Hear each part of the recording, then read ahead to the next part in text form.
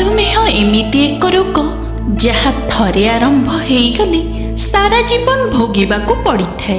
आजिकाली एही रोग घरे घरे समस्तंकु हेउची।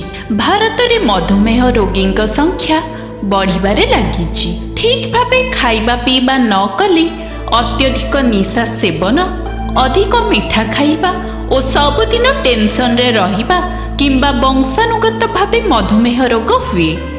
जदि आपण मधुमेह रोगी प्रथमे निज खाद्य रे सतर्कता आनिबा दरकार। जदि आपणक घरे केही मधुमेह रोगी अछंती ताहेले किपरि सहज उपाय रे घरे एहार निराकरण करिबे आसंतु से विषय रे जानिबा। प्रथमे पियाज संढा सह ताहार मूलको भल भाबरे धोई दियंतु एवं मूल सह पानी रे गोटे दिन बा 24 घंटा बतुराई रखंतु एवं सेही पानी को सकाळे पियंतु।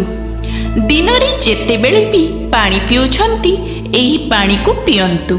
एहा प्रतिदिन करिबा द्वारा मधुमेह रोग नियंत्रण होइथाए। तेबे फ्रेंड्स जानिले तो पियाज संढा द्वारा किपरि मधुमेह रोग को नियंत्रण करिबे।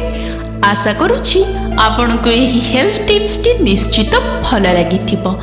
जदि आपण को यही हेल्थ टिप्स टी भल लगी थाए आम हेल्थ पार्क चैनल को लाइक शेयर सब्सक्राइब करने को आदौ भूलंतुनी। धन्यवाद।